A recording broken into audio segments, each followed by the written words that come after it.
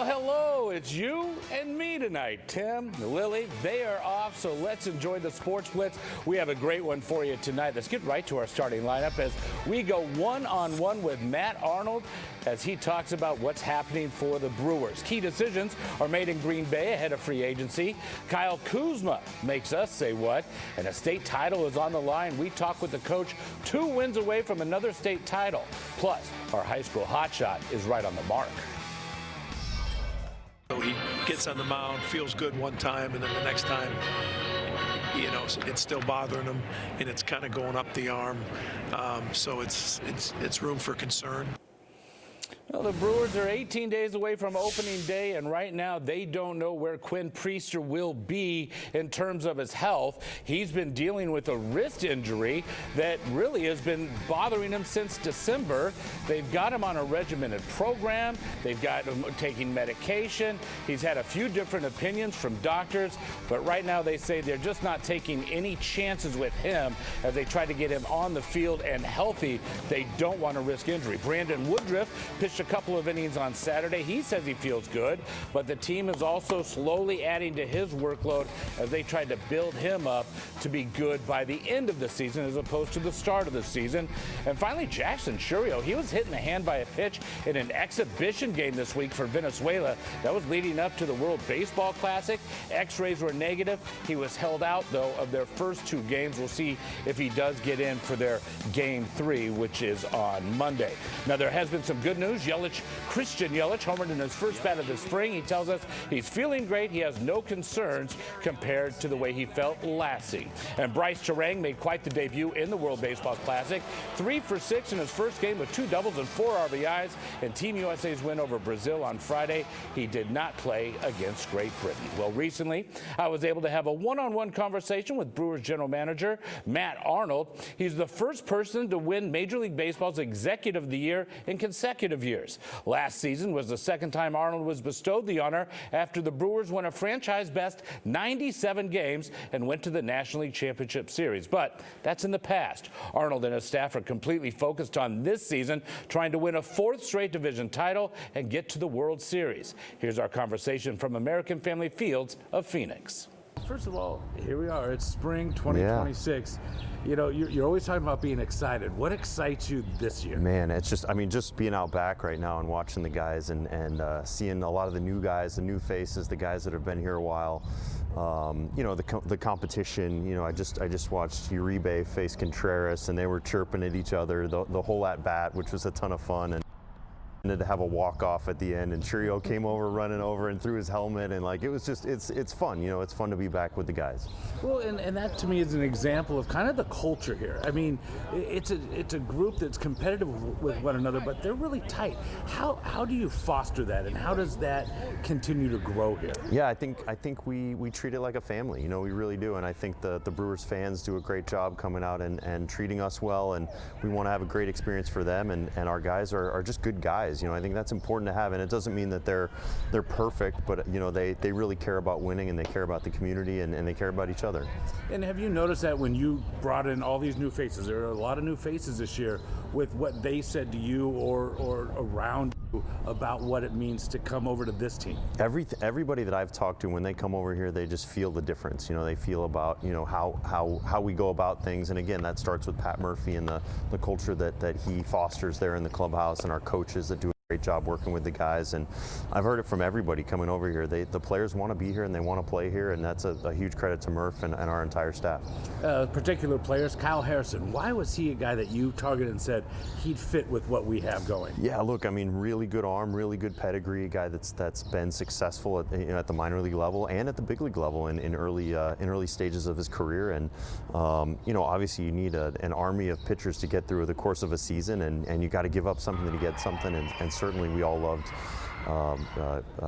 Durbin, certainly as a guy that they produced really well for us last year, but you know, to get arms like Drohan and Harrison are guys that we're certainly excited about. Yeah, and another trade with Brandon Sproat coming. You know, mustache and all, he's ready to go. Sure, yeah. I just was watching him warm up and throw on the field. I mean, it's electric, and he was facing Jet Williams out there, and watching them face off against each other was really fun, and them talking to each other, and you know, I was standing next next to Hookie as Sproat's getting loose, and he's like, wow, this guy's got a chance to be really interesting. So yeah, another fun arm that we're excited to have.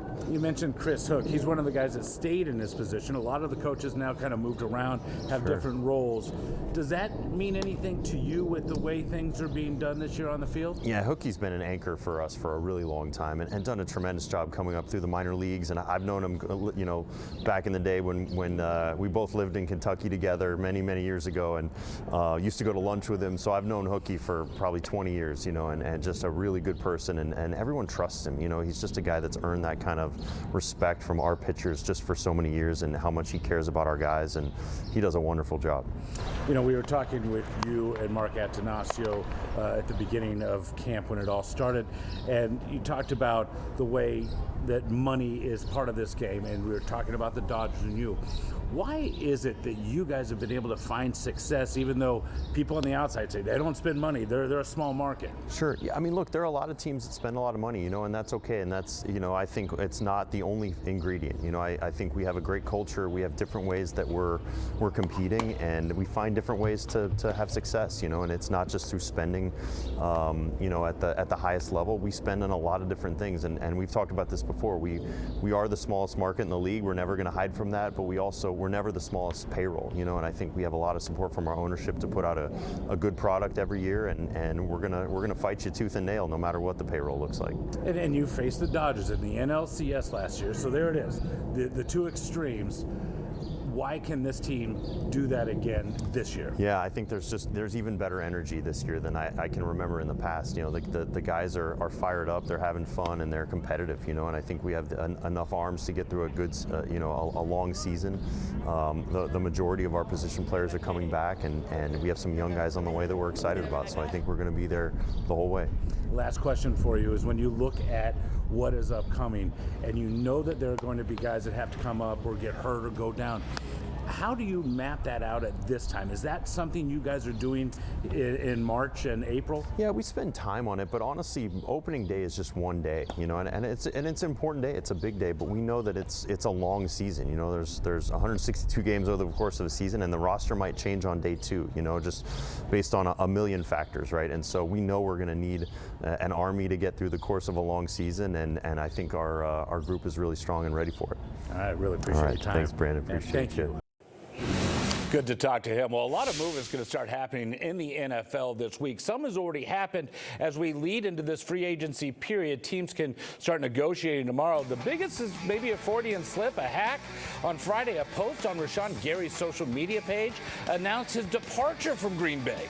Soon after, it was deleted, with Gary saying he'd been hacked. His future with the team, though, is in doubt, as there's a good chance they will release him or even try to trade him. The free agency negotiating window opens tomorrow morning. The official period opens on Wednesday, so we'll see what happens. One player who is returning, Sean Ryan. He and the team agreed to a 3-year, $33 million deal on Sunday.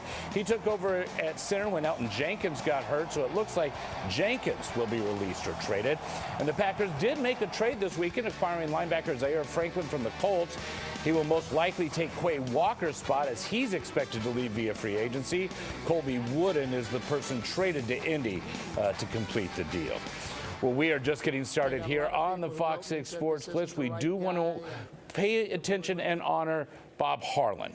The life of the former Packers president, he was amazing. He passed away on Thursday after a brief illness. Harlan was with the Packers front office from 1971 until his retirement in 2008. In 1989, he became the president and CEO, leading the Packers to one of its most successful periods in team history. They won Super Bowl 31 under his leadership. He's the only person in NFL history to have hired 2 different general managers who won Super Bowls with 2 entirely different rosters. Bob Harlan was 89 years old. This is my crew right here. I'm assuming that's who you're talking about. I don't know about you, but I feel pretty good about it. But we'll stop there. It's not about dwelling on the past or thinking about the past, because it's all BS. It really doesn't matter what happened yesterday, unless you killed somebody or something that you need to, take it up to God with, right? I guess so. That's Kyle Kuzma talking this week after he'd been benched against the Boston Celtics, not seeing the floor that night and not really understanding why it happened, but he says he's moving forward. Now, the Bucks, they're moving forward, but will they tank with 19 games to go? Frustration clearly showing with this team, and losses are piling up after being blown out tonight. You saw this the other night. I mean, this is where Giannis throws the ball. They've lost 5 of 6. They're 4.5 games out of the final play-in spot. I don't know what they're going to do next, but they say they're not tanking. We'll have to see. They play when they play next. The team in front of them is Charlotte in the play-in spot. And we go from the NBA to high school girls basketball. A huge week as the state tournament tips off at the end of the week at the Resch Center in Green Bay. And joining me is the head coach of Wauwatosa East, Mary Merg. Mary, your team is going in as a Division I 1 seed in your first year in Division I. What does that mean to the girls on your team as they now see 2 possible games in front of them? Yeah, you know, it means a lot to our program. They worked really hard to get to this point of where they are. You know, we're a really experienced team with 9 seniors on our team currently, and we're really excited. You know, we're up for the challenge. We got moved up from Division II to Division I, and we wanted that challenge, and it's awesome to go into the tournament as the #1 seed and the best division in the state, but what would be more awesome is winning that gold ball. Yeah, what is that like? You guys did that in Division II last year, and now here you are, undefeated so far, going for it in Division I. Is there a difference? You know, in terms of our non-conference schedule this year, there's definitely a difference. We weren't shy to play Arrowhead, Pewaukee, Kimberly, so we wanted to get exposed to some of these high-level Division I teams that we could have seen in the tournament. But yet there's some familiarity with our team and our program. We're running a lot of the same thing. We didn't really have to change a lot, just tweak some things to be ready for Division I, and we're ready to go. Yeah, what has the road been like? I mean, because it feels to me like when you have an undefeated season going, you start to notice it even when you're trying not to pay attention to it. Yeah, you know, a lot of those, we have had some games that were close, you know, and I think I like to reality check our girls, like, hey, like we had 2 overtime games in the year so far. Like, we only beat Kimberly by 1. Like, we've definitely been challenged in some ways, and we've come on top. Right, but I think too, going into the state tournament, #1 seed, undefeated, we just got our eyes on that ball, you know, and if we can play possession by possession and kind of leave the record and leave the seed behind us, we just want to play our best basketball in March. And for you, the road to get here hasn't necessarily been where you started off as a champion. I mean, this team, when you took over, you guys won 3 games. Yeah. And now, 8 years later, you're looking to be a defending state champ, even though it's going to be at a different level.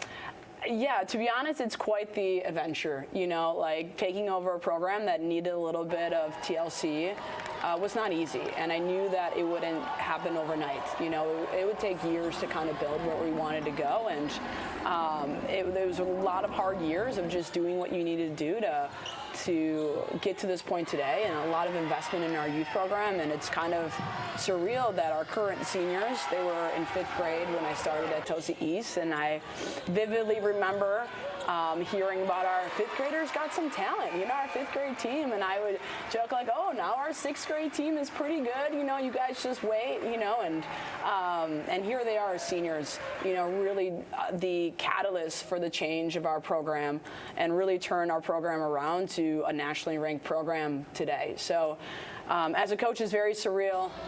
It came with a lot of hard work, hard years, but really great kids. And I think if you have great families and great kids, they work hard and they're great teammates, like that's the keys to building a program. My last question for you is, you're home again. You played at Greendale in high school. You went to Whitewater and played there. Went away for a little while coaching, but now you're back home. What does that mean to you? You know, I love Wisconsin. I particularly love the Milwaukee area. I have a lot of Tosa East pride in who we are and what we represent at Tosa East. And, you know, I think Wisconsin basketball is a high-level basketball state. I really do. We have a lot of talent that comes out of this state. And for me, I'm just lucky to be on the sidelines watching this talent kind of unfold and be successful in our state. All right. Well, best of luck against Notre Dame on Friday. And Thank then you. if you win, it's either Arrowhead or Pewaukee. We'll see what happens. in the girls' state tournament coming up on Friday at the Resch Center in Green Bay. And the Red Raiders and Tritons tip off at 6:35 Friday night. As I said, the winner plays either Arrowhead or Pewaukee. They will play the other semifinal following the Red Raiders game. Well, the Badgers had a very emotional week and an emotional moment. Isaac Gard opening the floodgates senior night. The crowd chanted his name to get him into the game, and look at that. He makes a huge three right in front of his dad, head coach Greg Gard. Everybody goes nuts. He ends up walking off the floor to pandemonium, and he got a very, very emotional hug from his dad, as you'll see here in a moment. This was a moment that had people holding back tears because he finally got in a game and he made a basket right in front of his dad. Pretty cool from there. Well, the Golden Eagles, they sent their seniors off in style. Chase Ross and Ben Gold having big moments in their upset of fourth-ranked UConn on Saturday. They now get the 7th seed in the Big East tournament later this week. And the UWM Panthers season has come to a close after losing in the Horizon League tournament to Detroit Mercy. It was a season just full of injuries for Bart Lundy's team. They never quit on each other, but they just couldn't overcome the injuries, and their season comes to a close. Well, when we come back, we'll introduce you to our newest high school hotshot. Stay with us on the FOX6 Sports Blitz. Cone as his mom hates it. She's a volunteer and a leader in many areas of her life. She's also a very decorated competitor. And she's this week's FOX6 High School Hotshot. Hi, my name is Holly Elsinger. I'm a junior at Slinger High School, and I'm a part of the Hartford Conservation and Gun Club youth shooting team. We have about 110 trap shooters. We have one of the biggest organizations and teams in the state, if not the country. So I shoot right now air rifle, air pistol, archery, 22 rifle, 22 pistol, and shotgun. In precision, you have a little target, and you always want to try and get in the middle, so you really have to stay stable, whereas in trap, you're just pointing in the general direction, so you can be a little more lenient in what you do. So I've shot over 22,000 rounds this last year, so a lot of practice. I'm in a bunch of different clubs through my school. I help out with the Interact Club, and I'm also in my photography club, Spanish club. I've gotten really interested in doing things like leathercraft and quilting, and I'm doing an apprenticeship in blacksmithing. This is the medallion that I got when I got my Distinguished Experts Award in the NRA. I also got my letter for school in trap shooting. So at Nationals, I got first place in air pistol rapid fire, and I took 4th overall in the nation. American Legion Postal Shoot, I took first place. It's really awesome to be able to see all my stuff laid out and all the kind of stuff that I've been able to achieve. I didn't quite know what I'm making my dad lug around all these times, so. So I would really like to be a part of 4-H in the future and be able to come back and help kids, but I would also like to be able to become a collegiate athlete. There are some colleges around the country that could potentially offer full ride scholarships. My name is Holly Elsinger. I'm a junior at Slinger High School, and I'm a national champion markswoman. I'm this week's FOX6 High School Hotshot.